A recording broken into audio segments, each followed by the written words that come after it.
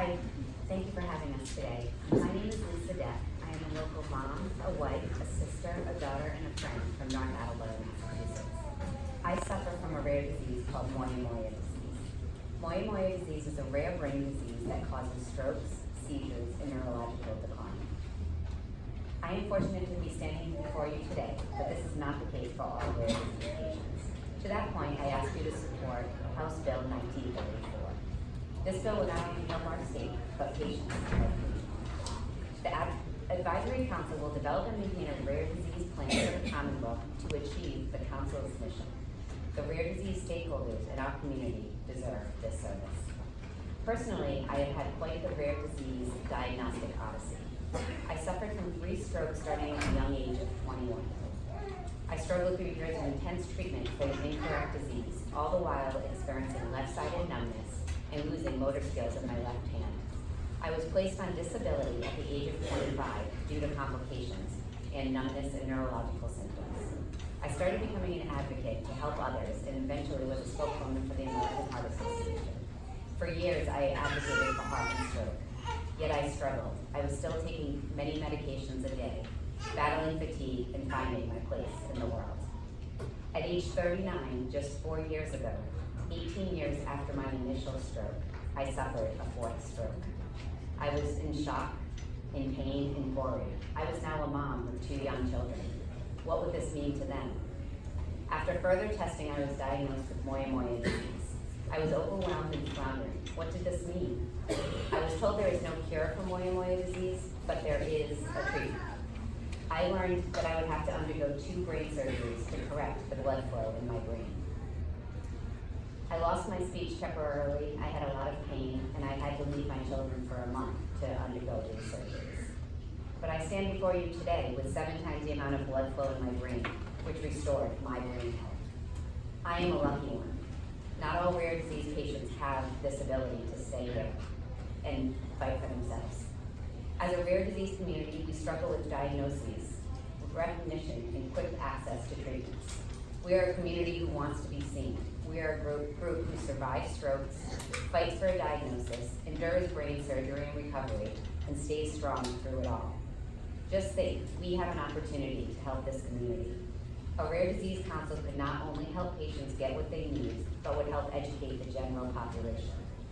Had I been diagnosed correctly and on time, I wouldn't have had to endure all that I did.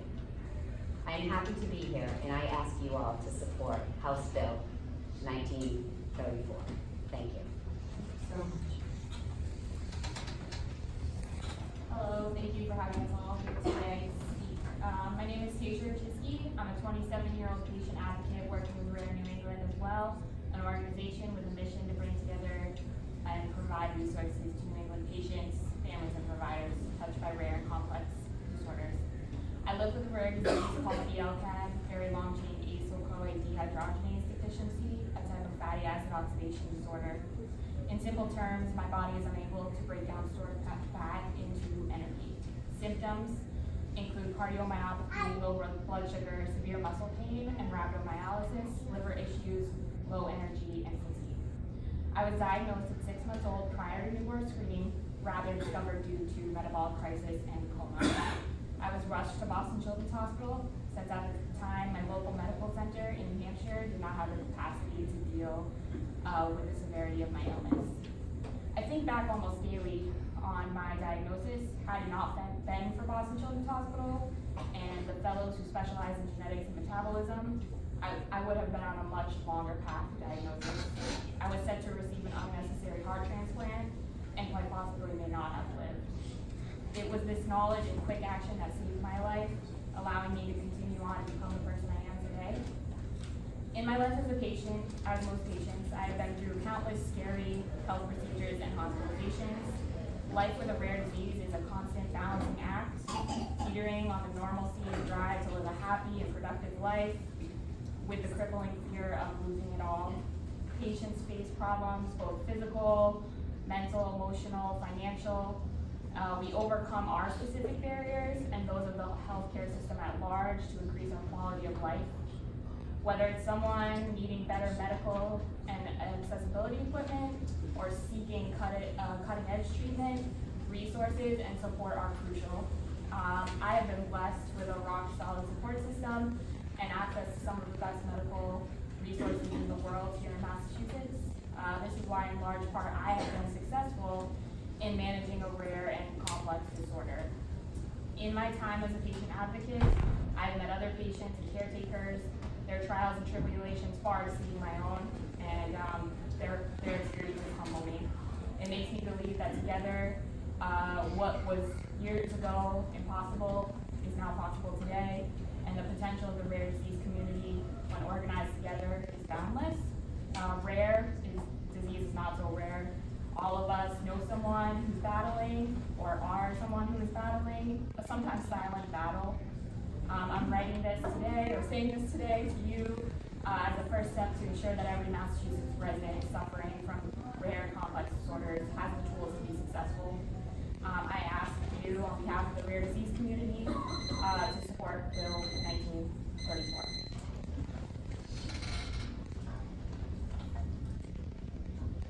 Hello, my name is Hannah Novak, and I'm a genetic counseling student at Boston University, currently working with Rare New England, a patient advocacy organization for individuals with rare and complex disease. In my education and training as a genetic counseling student, I've had the opportunity to get to know many patients with rare disease. Through these relationships, I have learned about the trials and tribulations that are unique to individuals with rare disease.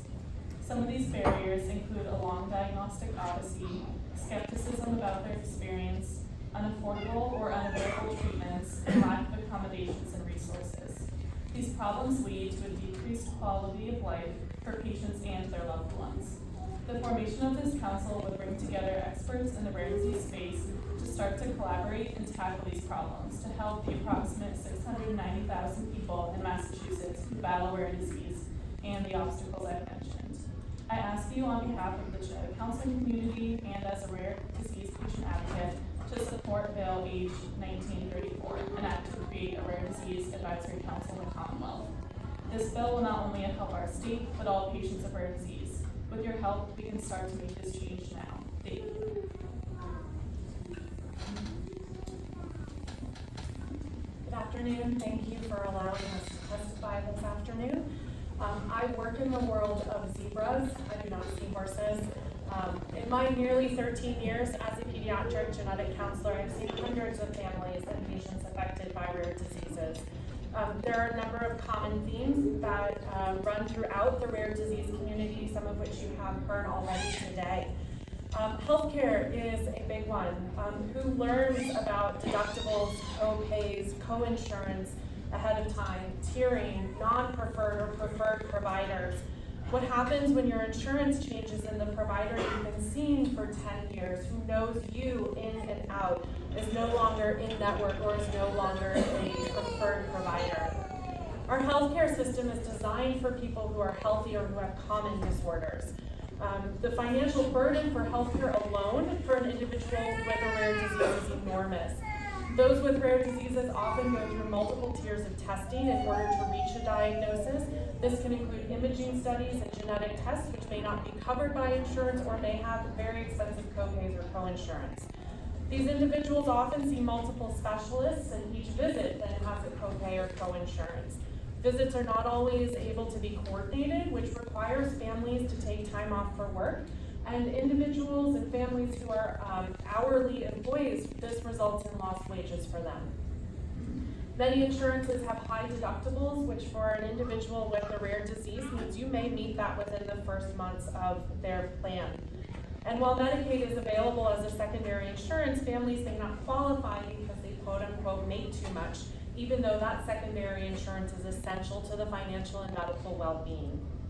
Support is another major issue. One of the first questions we hear from a family is whether we know or have seen anybody else with the same condition.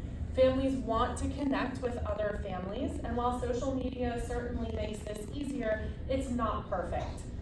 Information about how to navigate the healthcare system or the educational system is hard to find.